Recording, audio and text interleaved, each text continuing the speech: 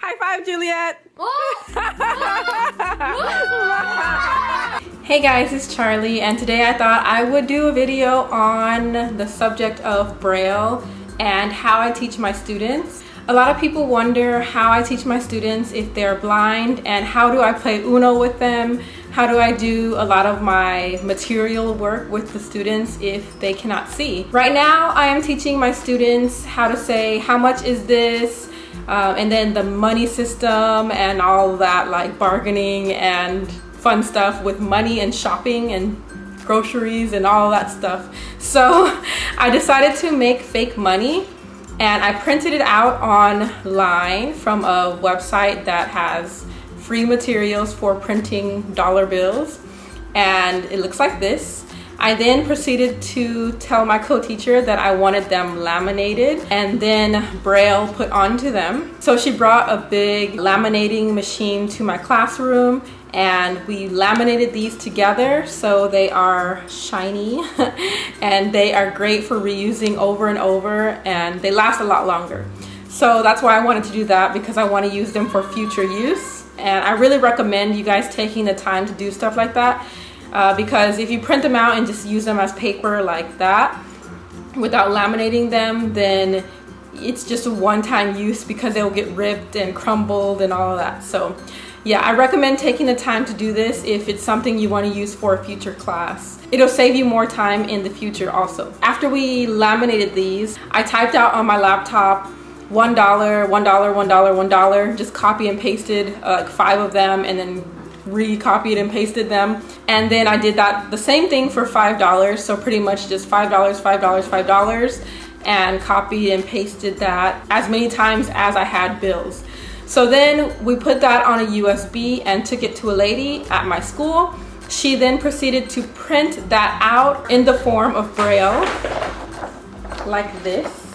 Let me see, it's upside down. So yeah, this is the Braille that she printed out. And then what my job was to do is to figure out, okay, these are $1, actually no, these are $5 bills. And so then I have to cut these out. This says the pound sign and then $5 in the numeric form, and then it's written out $5. So then I have to cut each one with this device. These have sticky things on it, so I just put a piece of tape against it and the backing comes off and the sticky part is revealed. And then I place the sticky part onto the bill, and then it has Braille. So that is how I make materials that I want to last long for my classes and that I need my students to be able to read. My co-teacher, my previous co-teacher, did the same thing with our Uno cards so that my students could play Uno easily with Braille. So that's how I teach my students, and this is not something I do all the time. I don't go creating elaborate materials like this all the time. But when I do, I make sure to take the time to do it because this is something I can use in the future.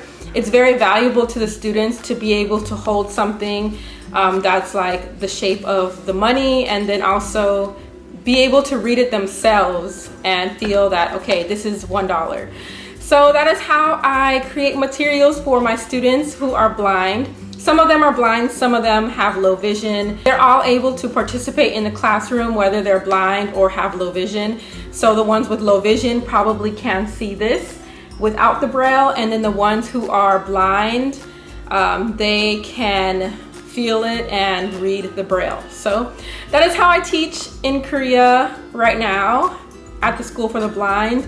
If I need to make materials, I hope this helped you guys kind of better understand when you see videos in my classroom, how are they able to participate and react so fast to what they're holding in their hand. It's because it does have Braille on it. If you have any questions about teaching in Korea, comment them below. I'm planning to do a Q&A. I would like to accumulate a few questions to answer. So Thank you for watching and subscribing. Be sure to press the like button if this gave you a little bit of an idea on what I do in my classroom and lesson planning, and how I have adapted my teaching style to teaching now at a school for the blind. So this has been a great challenge for me because I have taught children, I have taught adults, and then now this is a school for the blind, and it's a new thing that I had to learn and adapt to. So yeah, be sure to leave your comments and questions so I can answer them in a Q&A. Thank you so much for watching and subscribing. If you enjoyed this video, don't forget to press the like button, and if you haven't already, subscribe.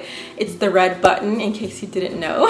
Also, be sure to check out my website, charlycheer.com, where you can purchase tote bags, and be sure to send me your photos of you with your tote bag once you receive it so that I can feature you here in this Inslate, as you can see here. So thank you for watching, and I will see you in the next video.